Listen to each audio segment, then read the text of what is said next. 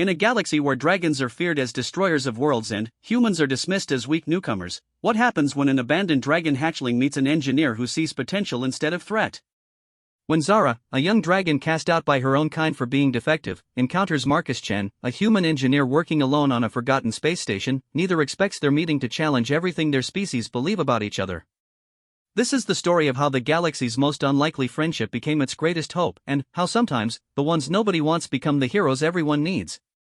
Get ready for a tale that will make you question everything you thought you knew about strength, belonging, and what it truly means to be family among the stars. The tiny dragon pressed herself against the cold metal wall of the abandoned space station, her purple scales barely visible in the dim emergency lighting. Zara had been floating here for 3 days, hungry and alone, too scared to leave but too proud to cry. Her stomach made angry sounds that echoed through the empty corridors. "No one wants me," she whispered to herself, the same words her mother had said before pushing her out of the family ship. "You're too small, too weak, too different." Zara looked at her reflection in a broken window. While other dragon children her age had grown to the size of small ships, she remained no bigger than a human adult. Her purple scales marked her as different too. Most dragons were red, gold, or black. Purple was the color of shame in dragon society, the color of those who would never breathe the great fires that destroyed planets. She heard footsteps echoing through the metal hallways and quickly crawled behind a pile of old supply boxes. Someone was coming. Her heart raced as she remembered the stories other dragons told about humans, weak creatures who built tricky machines and couldn't fight properly. But humans also had a reputation for being unpredictable and dangerous in their own way. The footsteps got closer, and Zara could hear someone humming a strange tune. She peeked around the boxes and saw something that surprised her. A human man walked down the corridor carrying a toolbox and wearing clothes covered in grease stains. He looked tired but not angry or scary. His dark hair was messy, and he had kind eyes behind thin glasses. Marcus Chen stopped walking and tilted his head, listening carefully. He had been working alone on this old research station for 6 months, fixing broken systems and updating old equipment. In all that time, he had never heard breathing that wasn't his own. But right now, he could definitely hear someone trying very hard to breathe quietly. "Hello?" Marcus called out gently. "Is someone there? I'm not going to hurt you." Zara held her breath and tried to make herself even smaller behind the boxes. She had never heard a human voice before. It sounded softer than dragon voices, without the deep rumble that made cave walls shake. Marcus set down his toolbox and sat on the floor, making himself less threatening. "I know you're there," he said calmly. "I can hear you breathing. I'm Marcus, and I work here alone." "Well, I thought I worked here alone until now." The young dragon's stomach chose that moment to make a loud growling sound that echoed through the hallway. Marcus smiled slightly. "Sounds like you're hungry," he said. "I was just about to make some dinner. Nothing fancy, just heated food packs, but you're welcome to join me if you want." Zara was confused. In dragon culture, strangers meant danger. Her parents had taught her that anyone outside the family was an enemy waiting to attack. But this human didn't sound like an enemy. He sounded lonely, just like her. After several minutes of silence, Marcus stood up and picked up his toolbox. "I'll be in the main lab if you change your mind," he said. "Section C, room 12. The food offer stays open." As his footsteps faded away, Zara's stomach rumbled again, even louder than before. She hadn't eaten anything in 3 days except some bitter emergency ration she had found in an old escape pod. The hunger was starting to make her feel weak and dizzy. She waited another hour before carefully crawling out from behind the boxes. The hallway was empty and quiet except for the gentle hum of the station's life support systems. Following the human scent, she made her way through the corridors toward Section C. The station was much bigger than it looked from outside. Room after room stretched out in all directions, most of them dark and empty. But, as Zara got closer to the lab, she could see light spilling out into the hallway and smell something that made her mouth water. Food. Real, cooked food. She crept up to the doorway and peeked inside. The lab was warm and bright, filled with strange machines and computer screens showing scrolling data. Marcus sat at a small table eating from a steaming bowl. Next to his place setting, he had put out another bowl and a set of eating utensils. Marcus looked up from his dinner and saw a small purple head peeking around the doorframe. He kept his voice calm and gentle. There you are. I was starting to think I had imagined the whole thing. Zara pulled her head back, but she didn't run away. The smell of the food was too tempting, and something about the human's voice made her feel less afraid. It's okay, Marcus continued. I promise I'm not going to hurt you.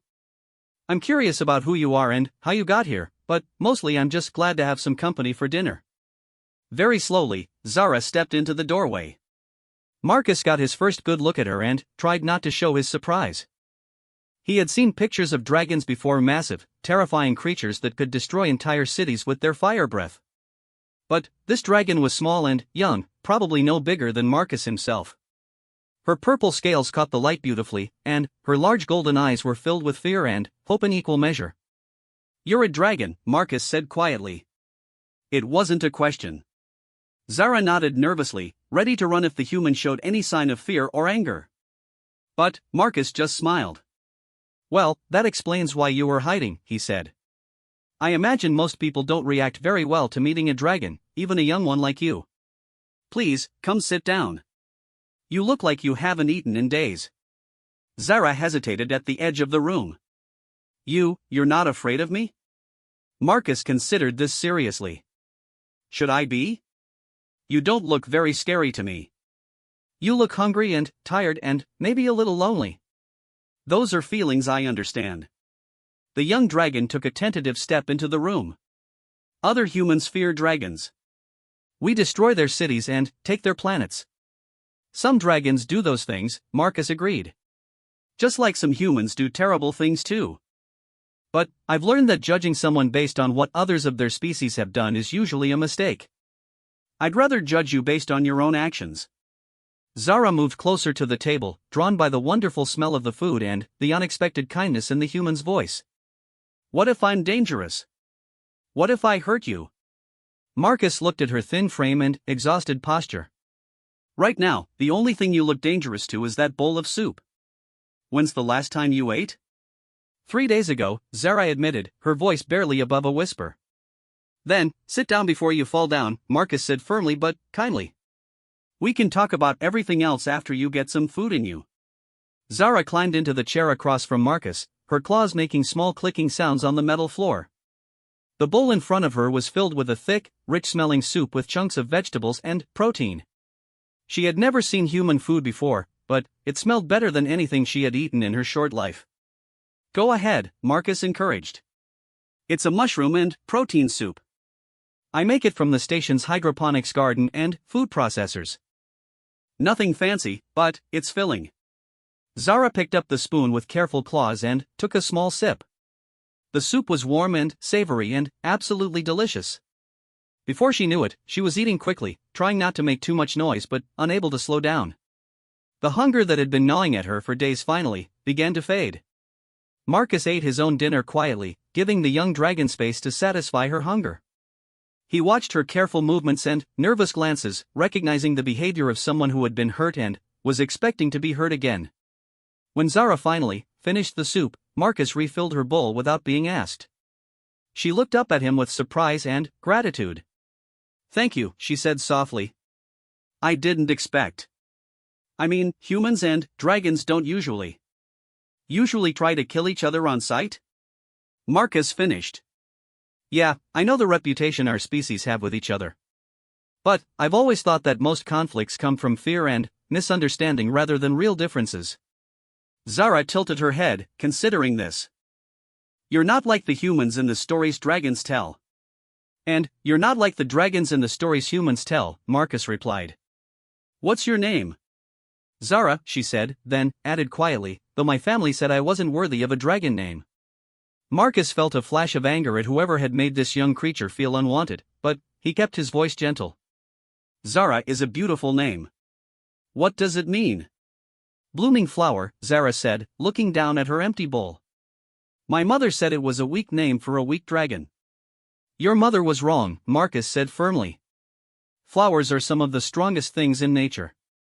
They break through concrete, survive in the harshest conditions, and bring beauty to places that have none. If that's not strength, I don't know what is. Zara looked up at him with wonder.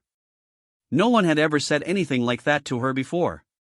In dragon society, strength meant size and fire and the ability to destroy. The idea that flowers could be strong was completely new to her. "What's your name?" she asked. "Marcus Chen. I'm an engineer. I fix things and build things and try to make broken systems work better." "What are you doing here?" "This station has been abandoned for years." Marcus leaned back in his chair. "The Galactic Council hired me to restore this old research station and get it operational again. They want to use it as a neutral meeting ground for different species to work together on scientific projects. It's been slow work since I'm doing it alone, but I enjoy the challenge." "Why are you working alone?" Marcus was quiet for a moment. "Most people think I'm too trusting and too idealistic. They said I would work better without distractions. But, honestly, I think they just wanted me out of the way while they focus on more profitable projects." Zara recognized the pain in his voice. It sounded like the same loneliness she carried. "So you're unwanted too?" "I suppose you could say that," Marcus admitted. "My ideas about cooperation between species aren't very popular. Most people think different species should stay separate to avoid conflicts. But, you invited me to dinner even though I'm a dragon." "Especially because you're a dragon," Marcus said. "If we're going to build a better galaxy, it has to start with individuals willing to reach across the divide. Besides, you look like you could use a friend." Zara felt something warm spreading through her chest that had nothing to do with the soup. "I could use a friend," she said quietly. Marcus smiled. "Then, it sounds like we can help each other. This station is big enough for two, and I could use some company. Plus, if you're interested, there are plenty of projects here that could use an extra pair of hands. Or claws, in your case." "You want me to stay?" Zara asked, hardly daring to believe it. "If you want to stay," Marcus said. "No pressure. But, if you're looking for a place to belong, you're welcome here." Tears gathered in Zara's golden eyes. "I don't know anything about engineering or building things. I'm not strong like other dragons. I can't even breathe fire properly." "Fire is just one kind of power," Marcus said gently. "There are many other kinds of strength in the universe. Intelligence, creativity, compassion, persistence, these are all forms of power. And, I have a feeling you have more of them than you realize." Zara wiped her eyes with the back of her claw. "My family said I was defective because I'm small and my fire is weak." "Your family was looking for the wrong things," Marcus said. "In engineering, we learned that the best solutions often come from thinking differently, not thinking bigger. Sometimes the most powerful innovations come from the smallest changes." He stood up and began clearing the dishes. "Why don't you get some rest? Tomorrow, if you're interested, I can show you around the station and we can figure out where you might like to set up a space of your own. And if you decide this isn't the place for you, I'll help you find somewhere that is." Zara felt overwhelmed by the kindness. "Why are you being so nice to me?" Marcus paused in his cleaning. "Because everyone deserves to be wanted somewhere. Everyone deserves to have their potential recognized and nurtured. And, because I have a feeling that together, we might accomplish something neither of us could manage alone." As Zara settled into a warm corner of the lab that Marcus had quickly prepared with blankets and pillows, she felt something she had never experienced before: hope. For the first time in her life, someone had looked at her and seen possibility instead of disappointment. The last thing she heard before falling asleep was Marcus humming that same gentle tune as he worked at his computer, updating the station's logs. Tomorrow would bring new challenges and discoveries, but tonight, she was safe and wanted and fed. Tonight, she belonged somewhere. Marcus looked over at the sleeping dragon and smiled. His reports to the Galactic Council had always emphasized the potential for cooperation between species, but he had never imagined that potential would show up at his door in the form of a lonely young dragon named Zara. As he worked late into the station's night cycle, he found himself planning projects that would make use of her unique perspective and abilities, even if she didn't recognize them yet. Outside the station, space stretched out in all directions, cold and vast and filled with conflicts between species who feared and misunderstood each other. But, inside this small outpost, two unlikely friends had taken the first steps toward proving that a different kind of future was possible. Neither Marcus nor Zara knew it yet, but their friendship would soon become something much larger, a partnership that would challenge everything the galaxy believed about dragons, humans, and the power of seeing potential where others saw only problems. Zara woke up to the smell of something delicious cooking and the sound of gentle music playing from speakers she couldn't see. For a moment, she forgot where she was and tensed, ready to run. Then, she remembered the human engineer, the warm food, the offer of friendship. She was safe. "Good morning," Marcus called from across the lab without turning around. He stood at a small kitchen area, working over a heating unit. "I made breakfast. Nothing fancy, just eggs and fruit from the hydroponics bay, but I figured you might be hungry." Zara stretched, surprised at how well she had slept. The blankets Marcus had given her were softer than anything she had ever experienced, and the temperature in the lab had been perfectly comfortable all night. "You didn't have to make food for me." "I was making food anyway," Marcus said with a smile, turning to place a plate in front of her. "Besides, cooking for two is more fun than cooking for one." The breakfast was simple but delicious, fluffy yellow eggs with a mild, pleasant flavor and fresh berries that burst with sweetness. Zara ate more slowly than she had the night before, savoring the tastes and the comfortable silence.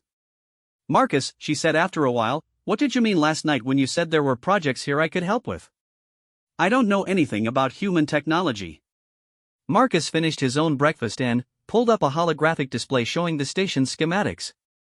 The three-dimensional image showed room after room, most marked in red to indicate broken or non-functional systems. "This station was built as a joint research facility," Marcus explained. "It was supposed to house scientists from multiple species working together on projects that would benefit everyone. But political tension shut it down before it ever really opened. Most of the systems have been offline for years." Zara studied the hologram, her golden eyes tracking the complex network of corridors and chambers. "It's huge. How can one person fix all of this?" "That's the problem," Marcus admitted. "At the rate I'm working alone, it would take me about 15 years to restore everything. The Galactic Council wants it operational within 2 years. So you need help." "I need help," Marcus agreed. "But, more than that, I need a different perspective. I've been approaching every problem the same way because I'm the only one here. Having someone else to talk through challenges with, someone who sees things differently than I do, that could change everything." Zara felt a flutter of excitement in her chest. "But, I've never worked with technology before. Dragons don't use machines the way humans do." "Maybe that's exactly what we need," Marcus said. "Sometimes the best solutions come from someone who isn't locked into conventional thinking." He gestured to the hologram, zooming in on a section marked with particularly angry red warnings. "For example, see this area? It's the Environmental Control Center for the residential sections. The climate systems have been malfunctioning for months. I keep trying to fix them with standard engineering approaches, but nothing's working." "What kind of problems are you having?" Marcus pulled up diagnostic data that meant nothing to Zara, scrolling numbers and warning messages in languages she couldn't read. "The temperature regulation is completely unstable. Some rooms are freezing while others are dangerously hot. The humidity controls swing wildly between desert dry and swamp wet. I've replaced components, recalibrated sensors, updated software, everything I can think of." Zara studied the display, then asked, "Can you show me the actual rooms?" Marcus looked surprised. "You want to see them in person?" "Dragons are very sensitive to environmental conditions," Zara explained. "We have to be, because we migrate between different planets with different atmospheres. Maybe I could sense something your instruments are missing." Marcus's eyes lit up. "That's exactly the kind of different perspective I was talking about. Come on, let's go take a look." They left the lab and walked through corridors that seemed endless. Marcus chatted easily as they walked, pointing out different sections and explaining the station's layout. Zara found herself relaxing more and more as they talked. The human's enthusiasm for his work was infectious, and his explanations helped her understand the incredible complexity of keeping a space station running. "Here we are," Marcus said, opening a door marked Environmental Control Center. "Welcome to my ongoing nightmare." The room beyond was a maze of pipes, vents, and monitoring equipment. Warning lights blinked everywhere, and Zara could immediately feel what Marcus meant about the environmental problems. The air was uncomfortably dry near the door, but she could sense humid, heavy air flowing from vents across the room. The temperature seemed to shift randomly as they moved through the space. It's like the whole system is fighting itself, Zara observed. That's a good way to put it, Marcus said, pulling up readings on a wall display. Every time I fix one issue, 2 others pop up somewhere else. Zara closed her eyes and breathed deeply, using senses that most species didn't possess.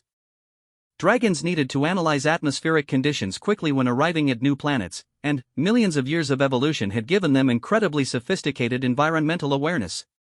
The airflows are wrong, she said after a few minutes. Wrong how? They're creating circular patterns instead of straight lines. The system is trying to push air through paths that curve back on themselves.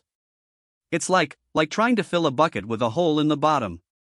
Marcus frowned and checked his schematics. According to the blueprints, the airflow should be linear through all these sections. Zara moved slowly through the room, following air currents that Marcus couldn't even detect. The blueprints might be right, but something is blocking the paths. The air is being forced to find new routes, and it's creating feedback loops that confuse all the sensors. Blockages?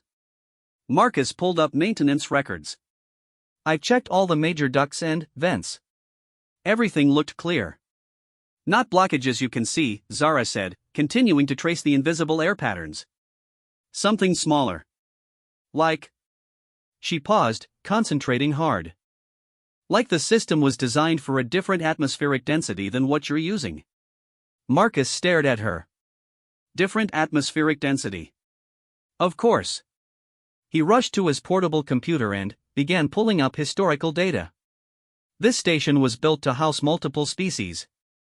They would have had different atmospheric requirements. Humans need a different air density than, say, Centaurians or vegan cloud dwellers. So the system is trying to create different environments in different areas? Zara asked. Exactly, but it's using default human settings throughout, which means it's fighting against its own programming. Marcus was typing rapidly now, excitement clear in his voice. The air circulation was designed to handle multiple atmospheric configurations simultaneously, but when they shut down the station, someone reset everything to human standard without accounting for the flow dynamics. Can you fix it? With your help, absolutely. Marcus grinned at her. I never would have thought to analyze the environmental flow patterns that way. Your sensitivity to air currents just solved a problem I've been working on for 2 months. Zara felt a warm glow of pride. She had actually helped. What do we need to do? For the next several hours, Marcus and Zara worked together to reconfigure the environmental systems. Marcus handled the technical programming while Zara used her environmental senses to guide him toward the right settings. It was slow work, but, for the first time since arriving at the station, Marcus felt like he was making real progress. Try increasing the circulation rate in Section 12, Zara suggested, her eyes closed as she monitored the airflows. Marcus made the adjustment. How's that? Better, but now Section 15 feels stagnant. Can you redirect some flow from Section 10? Let me see. Marcus worked at his computer. Okay, try that. Zara smiled. Perfect. The whole pattern is smoothing out now.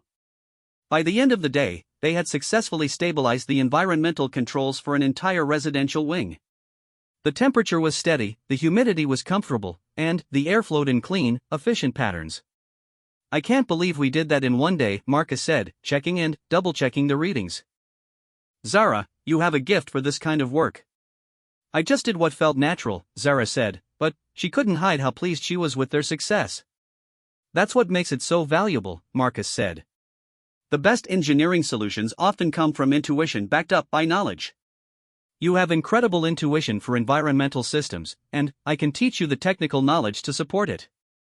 As they walked back to the lab for dinner, Zara felt something she had never experienced before, the satisfaction of meaningful work. Marcus, can I ask you something? Of course. Why did you really invite me to stay? The truth, not just kindness. Marcus considered this as they walked. The truth is, I've been failing here. Not because I'm not smart enough or skilled enough, but because some problems require more than one perspective to solve. I needed someone who could see things I couldn't see, think in ways I don't think. And, you thought a dragon could do that? I thought you could do that, Marcus corrected. Dragon, human, it doesn't matter. What matters is that you approach problems differently than I do. Today proved that. They reached the lab, and Marcus began preparing dinner while Zara settled into what was already becoming her favorite spot near the main workstation. Marcus, she said quietly, no one has ever told me I was good at anything before. Marcus paused in his food preparation. That says more about the people around you than it does about you. Talent can be hard to recognize if you're not looking for it in the right places. Dragons value physical strength and firepower. I'm small and my fire is weak.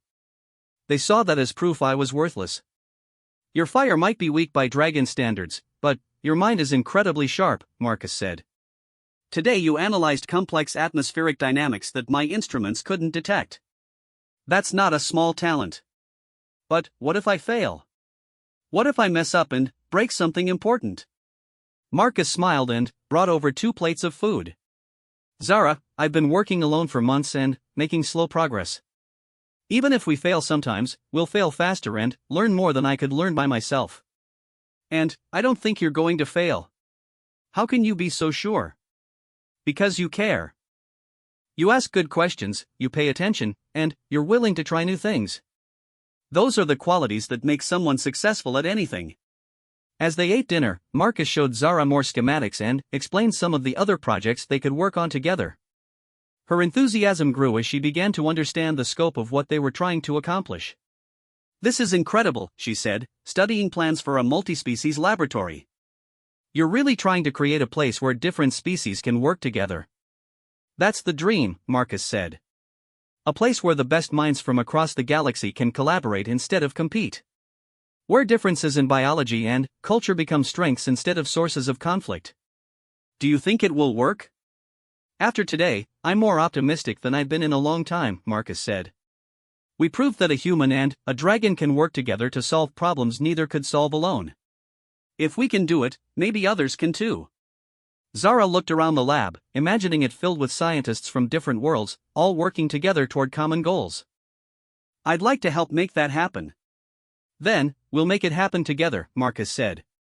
Tomorrow we can start on the next system. I think the gravity generators in Section 7 could use your environmental intuition. Gravity generators? Different species evolved under different gravitational conditions. The station needs to provide Earth-normal gravity in some areas, low gravity for species from smaller worlds, and high gravity for species from massive planets. Right now, it's not working properly. Zara's eyes lit up. Dragons are sensitive to gravitational changes too. We have to be able to land safely on different types of planets. See? Another perfect application of your natural abilities. As they prepared for sleep that night, Zara felt overwhelmed with gratitude and possibility. In less than 24 hours, her entire life had changed. She had gone from being an unwanted outcast to being a valued partner in an important project. Marcus, she said as she settled into her blankets, thank you. For everything. Thank you for staying, Marcus replied. I have a feeling we're going to accomplish great things together. Outside the station, space remained cold and vast and filled with conflicts between species. But, inside, 2 friends had proven that cooperation was possible, that differences could be strengths, and that the right partnership could solve problems that seemed impossible alone. Neither of them could imagine that their small success with the environmental systems was the first step toward something much larger, a transformation that would eventually change how the entire galaxy thought about cooperation between species. They just knew that tomorrow would bring new challenges to face together, and that somehow, that felt like enough. 3 weeks later, Zara crouched inside a gravity generator housing, her smaller size allowing her to reach components that Marcus couldn't access without dismantling half the machine. Her purple scales had taken on a slight shimmer from the strange energy fields surrounding the gravitational equipment. Can you see the coupling joint I'm talking about? Marcus asked, his voice slightly muffled by the machinery between them. The one that's glowing blue and making that humming sound? Zara called back. That's the one. It shouldn't be glowing at all. Can you tell if there's any physical damage? Zara examined the component carefully, using both her visual senses and her growing understanding of the station's systems. It looks like there's some kind of crystal formation growing on the connectors. Almost like mineral deposits, but they're moving. Moving? Marcus's voice sharpened with interest. Can you describe how they're moving? They pulse in rhythm with the humming sound. And they seem to be spreading along the metal surfaces. Marcus was quiet for a moment, and Zara could hear him typing rapidly on his portable computer. Zara, I need you to back away from that component right now. Don't touch anything else in there. The urgency in his voice made Zara immediately crawl backward out of the housing. What's wrong? Those aren't mineral deposits, Marcus said, his face pale as he showed her the data on his screen. They're crystalline entities, a form of spaceborne life that feeds on electromagnetic fields. They must have gotten into the station's systems years ago and have been slowly growing. Are they dangerous? Potentially very dangerous. If they keep growing, they could destabilize the entire gravity generation system. In the worst-case scenario, they could create a gravitational cascade that would tear the station apart. Zara felt a chill run down her spine. How do we stop them? Marcus studied his readings, his expression troubled. Standard protocol would be to flood the entire system with electromagnetic pulse bursts to kill the entities, but that would also destroy half the station's circuitry. We'd lose months of repair work. There has to be another way, Zara said. Maybe, Marcus said slowly. These entities feed on electromagnetic energy. What if instead of trying to kill them, we convinced them to relocate somewhere that wouldn't threaten the station? Can you communicate with them? I don't know, but you might be able to. Zara looked surprised. Me? How? Dragons generate natural bioelectric fields, right? That's part of how you breathe fire and how your environmental senses work. These crystalline entities might recognize you as another form of electromagnetic life. That's actually brilliant, Zara said, though she felt nervous about the idea. But I don't know how to control my bioelectric fields that precisely. I could help with that, Marcus said. I've been studying your species' biological systems to better understand how your environmental senses work. I think I know how to build a device that could amplify and modulate your natural bioelectric output. You've been studying dragon biology? Marcus looked slightly embarrassed. I hope you don't mind. I wanted to understand how your abilities work so I could design systems that complement them. Knowledge is only useful if it's shared, right? Zara felt touched that Marcus had taken such care to understand her unique capabilities. I don't mind. Actually, I'm curious what you learned. As they walked back to the main lab, Marcus pulled up holographic displays showing dragon biological systems. Your species is incredibly sophisticated, he said with obvious admiration. Your electromagnetic sensitivity isn't just for environmental awareness, it's integrated into every aspect of your biology. Your scales can detect minute electrical changes, your inner ear can sense gravitational variations, and your fire breathing is actually a controlled electromagnetic plasma discharge. Zara stared at the displays with wonder. She had never seen her own biology laid out in such detail. I never thought of it as electromagnetic plasma. We just call it fire. Because that's how it appears, but the underlying mechanism is much more complex and elegant than simple combustion. Marcus highlighted different systems in the hologram. What's really remarkable is how all these systems work together. Your environmental intuition isn't just one ability, it's a symphony of different electromagnetic and gravitational senses working in perfect harmony. My fire has always been weaker than other dragons, Zara said quietly. I thought that meant I was defective. Your fire might be lower intensity, but look at this, Marcus zoomed in on specific readings. Your electromagnetic control is incredibly precise. Most dragons generate powerful but crude electromagnetic bursts. Your system produces weaker output, but with far greater control and sensitivity. It's like comparing a sledgehammer to a precision instrument. Zara felt something shift inside her understanding of herself. So my weakness might actually be a different kind of strength? Exactly. And if I'm right about these crystalline entities, your precise electromagnetic control might be exactly what we need to solve this problem. They spent the next several days designing and building what Marcus called a bioelectric modulation amplifier. The device looked like a complex metal headset with crystal focuses that would rest against Zara's scales, amplifying her natural electromagnetic output while giving her conscious control over the frequency and intensity. Are you sure this is safe? Zara asked as Marcus made final adjustments to the device. As sure as I can be without testing it, Marcus said honestly. The theory is sound, and I've built in multiple safety cutoffs. But you're right to be cautious.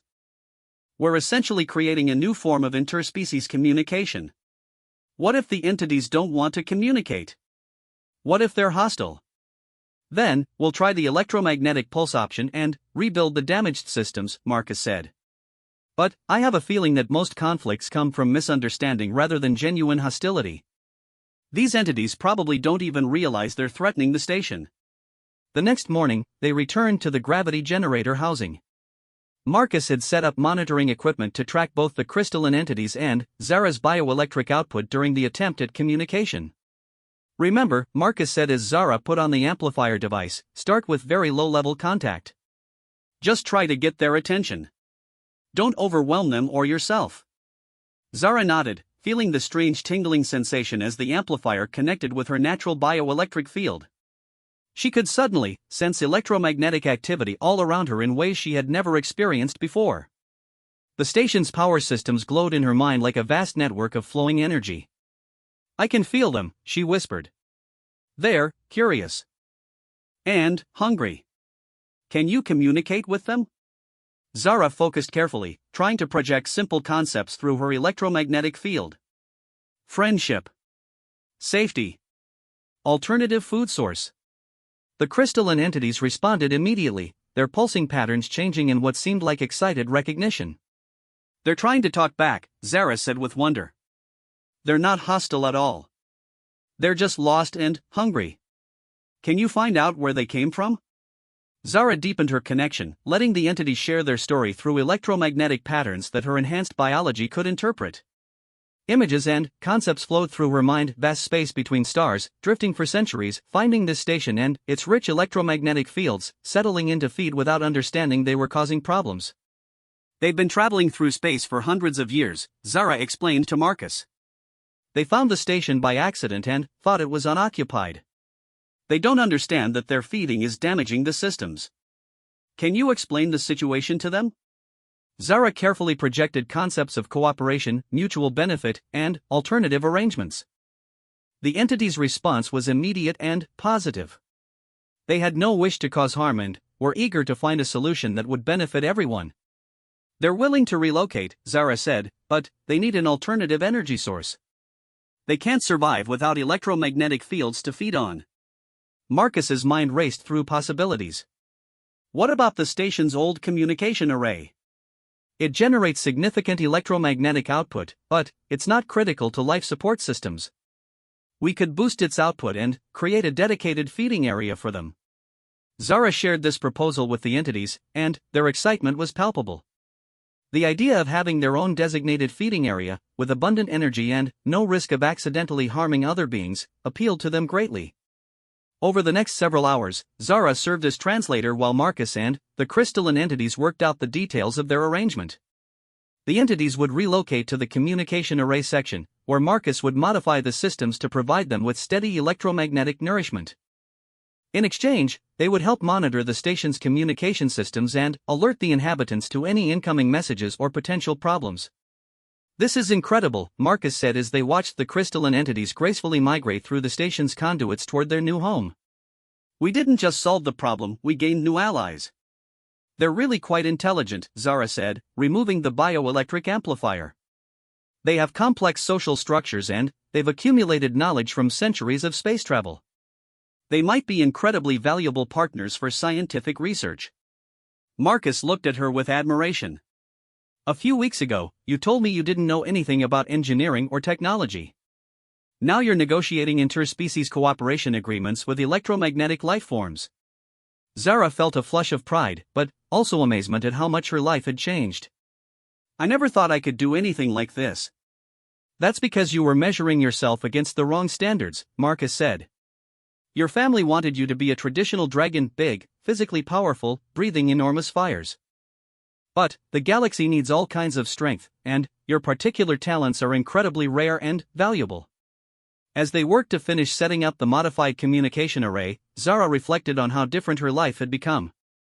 She was using abilities she hadn't even known she possessed, solving problems she had never imagined existed, and forming friendships with beings she had been taught to fear or ignore. "Marcus," she said as they tested the new setup, "what happens when this station is finished? When the Galactic Council declares it operational?" Marcus paused in his work. "I guess they'll staff it with official scientists and administrators. I'll probably be reassigned to another project somewhere else." "And me?" "You'll be whatever you choose to be," Marcus said. "You've proven you're brilliant at this kind of work. Any research institution in the galaxy would be lucky to have you. But, would they accept a dragon? Especially one who doesn't fit traditional dragon expectations?" Marcus smiled. "Zara, you've just successfully negotiated a peaceful solution to a potential crisis by communicating with a form of life that no one else even knew was sentient. You've helped solve engineering problems that stumped me for months. Any organization that wouldn't want you because of your species is an organization that doesn't deserve your talents." That evening, as they shared dinner and reviewed the day's achievements, Zara felt a contentment she had never experienced before. She belonged here, not because someone was kind enough to tolerate her, but because her unique abilities made a real contribution. "I've been thinking," she said to Marcus, "about what you said about the station being a place where different species collaborate instead of compete. What about it? We're proof that it works, aren't we? A human engineer and a dragon with non-traditional abilities, working together to solve problems. And today we added crystalline entities to our team. We're already the kind of cooperation you envision for the whole galaxy." Marcus looked thoughtful. "You're right. We've created a small model of what galactic cooperation could look like. Different species, different abilities, different perspectives, all working toward common goals. What if we could expand it? What if instead of waiting for the Galactic Council to assign staff, we recruited our own team of scientists and engineers from different species?" "That's actually a brilliant idea," Marcus said, excitement growing in his voice. "We could demonstrate that multi-species cooperation isn't just possible, it's more effective than single-species teams." "We'd need to prove ourselves first," Zara said. "Show that our approach works on a larger scale." "The station has dozens of major systems that still need repair," Marcus mused. "If we could fix them all using our cooperative approach, incorporating different species' unique abilities, the Galactic Council would have to take notice." "It would be risky," Zara warned. "If we fail, we could set back interspecies cooperation for years. And if we succeed," Marcus said, "we could change how the entire galaxy thinks about working together." Zara felt a thrill of excitement mixed with nervousness. The idea was ambitious beyond anything she had ever imagined for herself. But, then, again, a few weeks ago she never would have imagined being able to communicate with crystalline entities or help solve complex engineering problems. "Let's do it," she said. "Let's prove that cooperation is stronger than competition." Marcus grinned and raised his water glass in a toast. "To the most unlikely partnership in the galaxy." "And to finding out what we can accomplish when we combine our strengths," Zara added, touching her glass to his. Outside their small laboratory, space stretched endlessly, filled with species that had been taught to fear and mistrust each other. But, inside the station, a human and a dragon had just decided to prove that a different kind of future was possible, one conversation with electromagnetic entities at a time. 2 months after their first contact with the crystalline entities, Zara stood in the main communications hub watching as Marcus sent their proposal to the Galactic Council. Their message was simple but revolutionary: request permission to recruit a multi-species team to complete the station's restoration, demonstrating that interspecies cooperation could be more effective than traditional single-species approaches. Message transmitted, Marcus announced, though his voice carried a note of nervous tension. "Now we wait. How long do you think it will take them to respond?" Zara asked, her claws clicking softly against the metal flooring as she paced. "Could be days, could be weeks," Marcus said. "The council doesn't exactly move quickly on unconventional ideas." Their crystalline entity partners, who had taken to calling themselves the network, pulsed with supportive colors from their home in the communication array. Over the past weeks, the network had become invaluable allies, monitoring communications across dozens of star systems and providing early warning of approaching ships or important messages. "Patience, friend Zara ** came the network's translated message through the bioelectric communication system they had refined. "Great changes require careful consideration by slow-thinking species, easy for them to say," Zara muttered. "They've been drifting through space for centuries. A few weeks probably feels like minutes to them. Marcus pulled up holographic displays showing their progress over the past 2 months. While we wait, let's review what we've accomplished. We need to be ready to present concrete evidence if they challenge our proposal. The numbers were impressive. Working together, Marcus and Zara had restored 15 major systems that had been offline for years. The environmental controls now functioned perfectly throughout the station. The gravity generators provided stable, adjustable gravitational fields for any species' needs. The power distribution network operated at 97% efficiency, the highest it had ever achieved. "We've done good work," Zara said, studying the data with pride. "But, will it be enough to convince them?"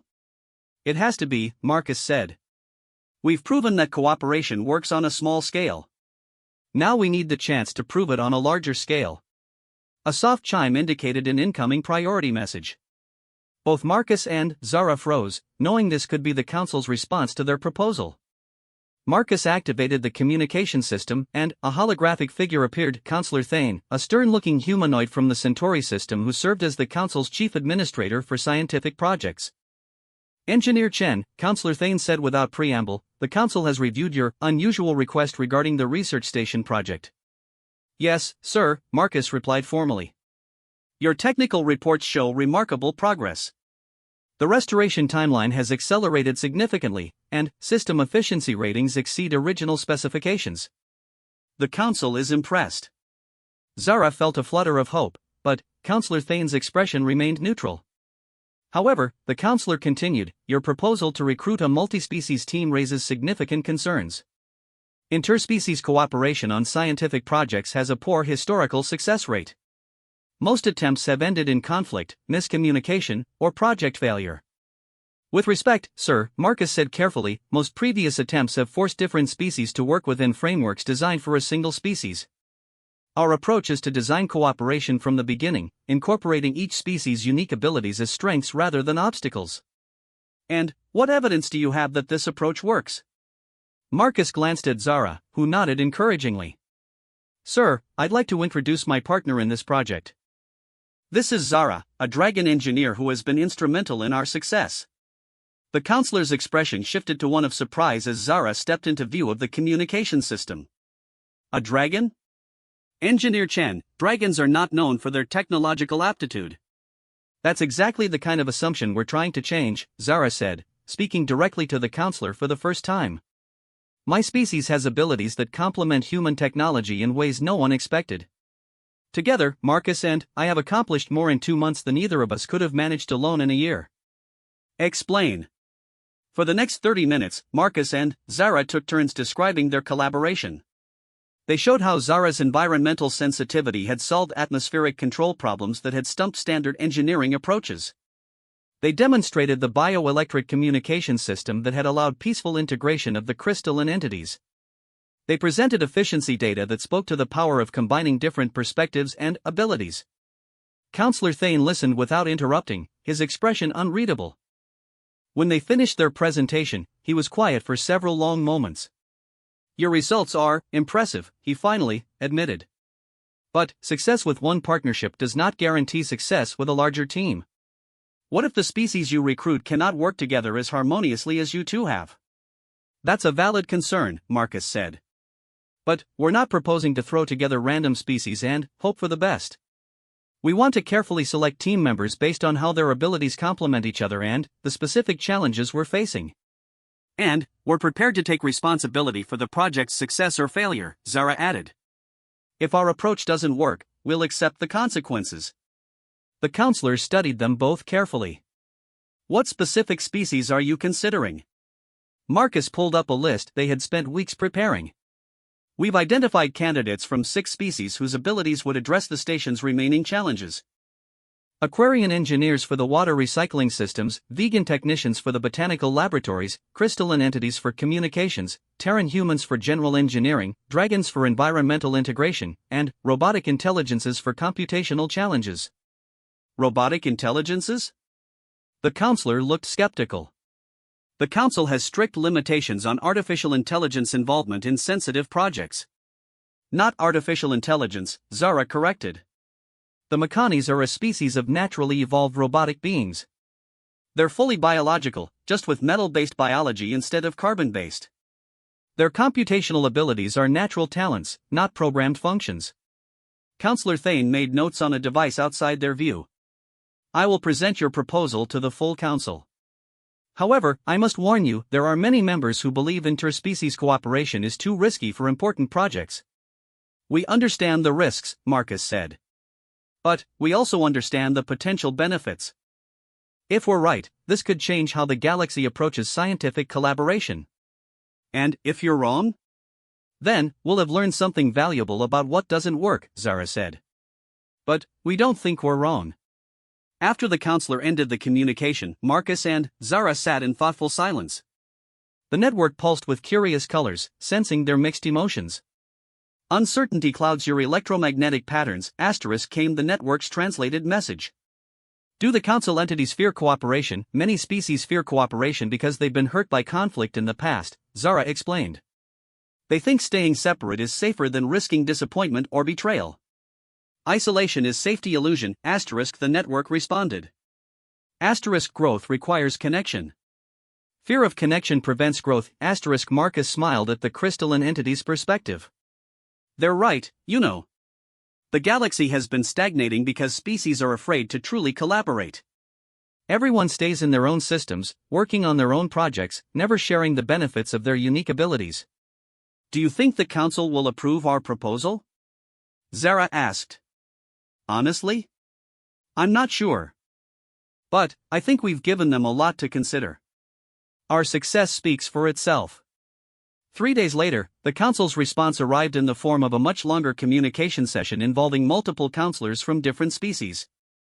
Marcus and Zara found themselves answering detailed questions about their methodology, their safety protocols, their backup plans, and their long-term goals. The questions were thorough and sometimes challenging, but Marcus and Zara had prepared extensively. They had detailed answers for every concern, backed up by hard data from their months of successful collaboration. Finally, Counselor Thane returned to the screen with what appeared to be the final decision. The council has reached a consensus, he announced. Your proposal is approved on a trial basis. You will have 4 months to recruit your multi-species team and complete the station's restoration. However, there are conditions. Zara held her breath. First, the council will assign an observer to monitor the project and report on its progress. Second, if there are any significant conflicts or delays, the experiment will be terminated immediately. Third, you must provide weekly progress reports demonstrating that your cooperative approach is more effective than traditional methods. We accept all conditions, Marcus said immediately. Additionally, the counselor continued, if you succeed, the council will consider expanding this cooperative model to other scientific projects throughout the galaxy. If you fail, it may be decades before another such experiment is approved. The weight of that responsibility settled on both Marcus and Zara like a physical force. They weren't just trying to fix a space station, they were trying to prove that cooperation could replace competition as the galaxy's dominant paradigm. We understand, Zara said solemnly. We won't let you down. After the communication ended, Marcus and Zara looked at each other with a mixture of excitement and overwhelming responsibility. We did it, Marcus said quietly. They're actually going to let us try. Now we have to prove it works, Zara said. No pressure, right? The network pulsed with what could only be described as laughter. Great achievements require great courage. You have both. Success probability, high. Marcus began pulling up contact information for the candidates they had identified. We need to move quickly. 4 months isn't much time to recruit a team, integrate them, and complete all remaining systems. Where do we start? Zara asked. With the most crucial recruitment, Marcus said. The Aquarian engineer for our water systems. If we can't get the life support fully operational, nothing else matters. As they began composing recruitment messages to species across the galaxy, both Marcus and Zara felt the magnitude of what they were attempting. They were asking beings from different worlds, with different biologies and different cultures, to come together and work as a unified team on a project that could reshape galactic civilization. Marcus, Zara said as she helped draft a message to potential Aquarian candidates, what if we've bitten off more than we can chew? What if successful cooperation between 2 individuals doesn't scale up to 6 different species? Marcus paused in his writing and looked at her seriously. Then, we'll adapt and learn and find a way to make it work. Because the alternative, a galaxy where species never truly cooperate, is too limiting to accept. Even if we fail spectacularly? Even then. Because trying and failing teaches us more than never trying at all. Zara smiled, feeling her confidence return.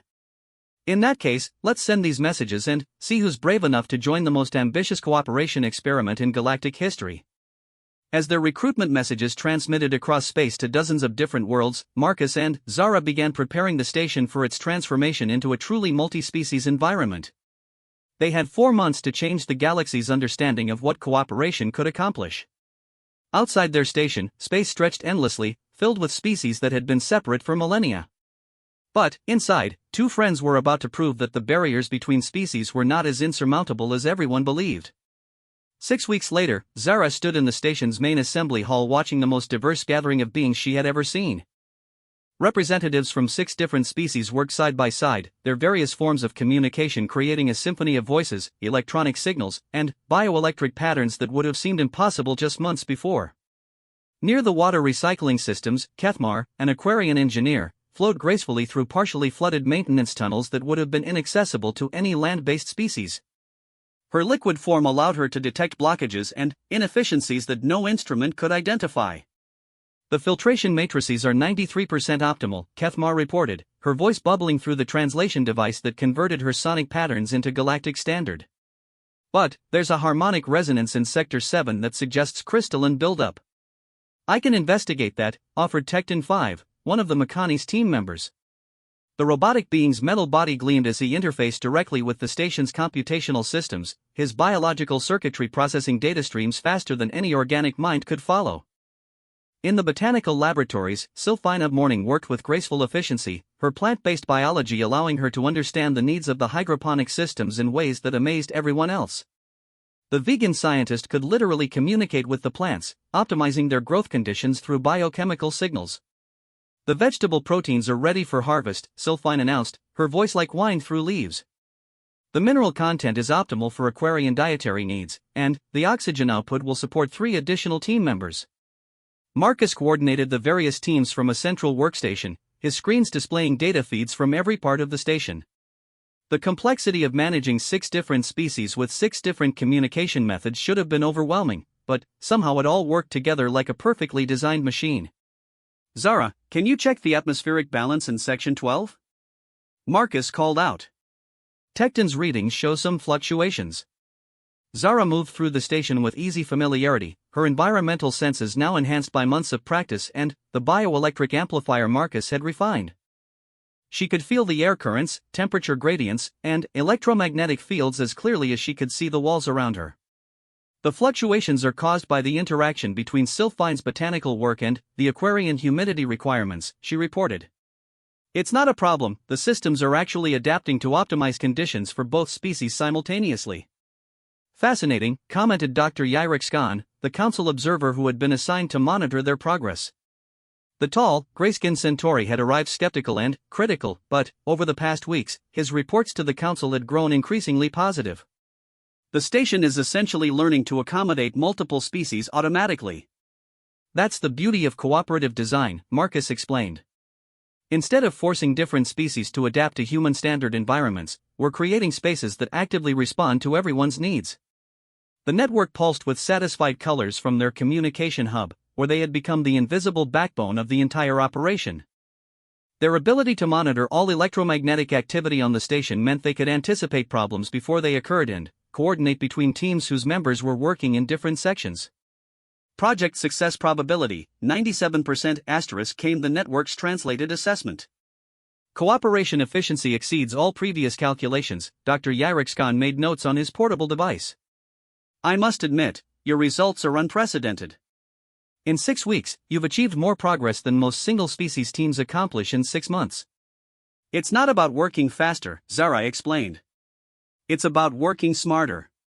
Each species contributes abilities that the others lack, so we can solve problems from multiple angles simultaneously. For example, Marcus added, yesterday we had a power distribution problem that was causing cascading failures throughout the station. A traditional human engineering team would have spent days tracing the fault through the electrical systems. But Tecton 5 could interface directly with the network to identify the problem area, Zara continued, while I used my electromagnetic sensitivity to pinpoint the exact failure point, and the network coordinated our efforts to minimize system downtime during repairs. The repair took 40 minutes instead of several days, Marcus concluded. And we actually improved the overall system efficiency in the process. Dr. Yrikskan paused in his note-taking. Your weekly reports have been impressive, but I'm curious about the social dynamics. How do you handle conflicts between species with such different biologies and cultures? Zara exchanged glances with Marcus. It was true that the first few weeks had been challenging as team members learned to work together. There have been conflicts, Zara admitted honestly. Tecton 5 and Sylphine had a major disagreement about resource allocation in week 3. The Mechanis think in terms of optimal efficiency, while vegans prioritize sustainable growth cycles. How was it resolved? We learned that conflicts aren't necessarily problems to be eliminated, Marcus said. They're opportunities to find better solutions. When Tecton and Sylphine worked through their disagreement, they designed a resource allocation system that was both more efficient and more sustainable than either approach alone. The key is creating an environment where differences are valued rather than feared, Zara added. When team members know their unique perspectives are appreciated, they're more willing to share them openly. Kethmar flowed over to join their conversation, her liquid form shimmering in the station's lighting. Working with solid form beings has taught me new ways to think about structural engineering. My people have always worked with fluid dynamics, but observing how your species approach rigid construction has expanded our design possibilities. And watching Kethmar work has revolutionized our understanding of adaptive architecture, Marcus replied. She's helped us design systems that can reshape themselves based on changing needs. Dr. Yrikskan looked around the bustling assembly hall, where 6 different species worked together with an efficiency and harmony that contradicted everything he had been taught about interspecies cooperation. I have to ask, he said quietly, what happens when this project ends? You've created something remarkable here, but it's an artificial environment. Can this level of cooperation survive in the larger galaxy? It was a question that had been weighing on everyone's minds as the project neared completion. They had proven that cooperation was possible, but they had done so in an isolated environment with hand-picked individuals who were already predisposed to collaboration. That's the real test, isn't it? Zara said thoughtfully. But I think we've learned something that can be replicated. Cooperation isn't magic, it's a set of skills and attitudes that can be taught and learned. We've documented everything, Marcus added. Communication protocols, conflict resolution procedures, resource sharing algorithms, team integration strategies. Other groups can use our methods as a starting point and adapt them to their own situations. Sylphine's melodious voice joined the conversation as she approached their group. My people have already expressed interest in establishing similar cooperative projects with other species. The benefits have been too significant to ignore. The Mechanis Collective has reached similar conclusions, Tecton 5 added, his electronic voice carrying undertones of satisfaction. Biological species offer perspectives that pure computational analysis cannot achieve. Over the following weeks, as the station neared full operational status, word of their success began spreading throughout the galaxy. Scientific institutions from dozens of worlds requested information about their methods. Other research stations asked for consultation on implementing similar cooperative approaches. We've started something that's bigger than just this station, Zara realized one evening as she and Marcus reviewed reports of growing interest in cooperative research projects. The Council is already talking about establishing a permanent institute for interspecies cooperation, Marcus said. They want to formalize the training and support systems needed to replicate our success. And they've asked us to head it up, Zara added with a mixture of excitement and nervousness. The offer had come through official channels just that morning. The Galactic Council wanted Marcus and Zara to establish and lead an institute dedicated to promoting and supporting cooperative scientific ventures throughout the galaxy. Are you interested? Marcus asked. Zara looked around the station that had become her home, watching their diverse team working together with easy efficiency. A few months ago, I was an unwanted outcast with no future. Now I'm being asked to help reshape how the galaxy approaches scientific cooperation. It's overwhelming. But, good overwhelming? Definitely good overwhelming, Zara smiled. What about you? Are you ready to take on the bureaucracy of a galactic institute? Marcus laughed. After managing 6 different species with 6 different communication methods, dealing with bureaucrats sounds almost relaxing. Their conversation was interrupted by an excited pulse from the network, followed by Tecton 5's electronic voice announcing, "Priority communication from the Galactic Council." All team leaders requested for immediate conference. They gathered in the main communications hub, where Dr. Yrix Khan was already waiting with an expression that mixed professional composure with barely contained excitement. The holographic display activated, showing not just Counselor Thane, but the entire Galactic Council, representatives from every major species in their sector of space. Engineer Chen, Engineer Zara, Counselor Thane began formally, "The Council has completed its evaluation of your cooperative research project." Zara felt her heart racing. This was the moment that would determine not just their own futures, but potentially the future of interspecies cooperation throughout the galaxy. "Your team has achieved every objective ahead of schedule and exceeded all efficiency benchmarks," the counselor continued.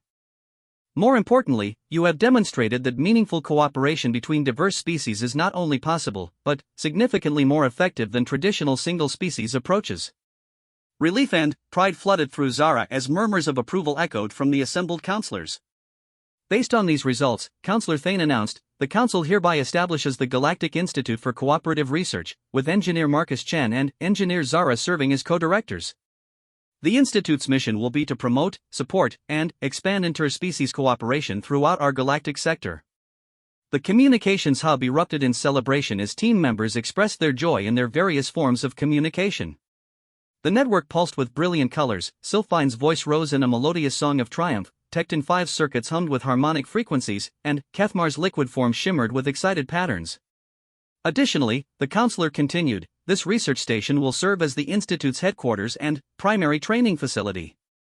Your current team has been approved for permanent positions, and you are authorized to recruit additional cooperative research teams for deployment throughout the galaxy."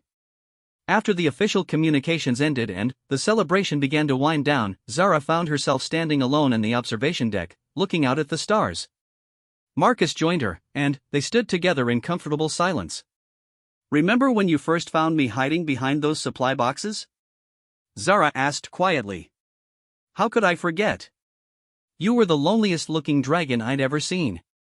I was convinced I was worthless because I didn't fit traditional dragon expectations. I never imagined that my differences could be strengths." Marcus smiled. "That's the real lesson here, isn't it?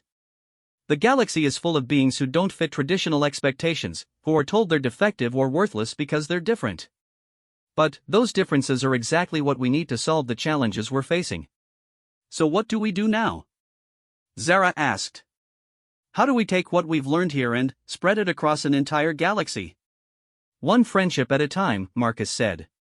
"One cooperative project at a time. One success story at a time.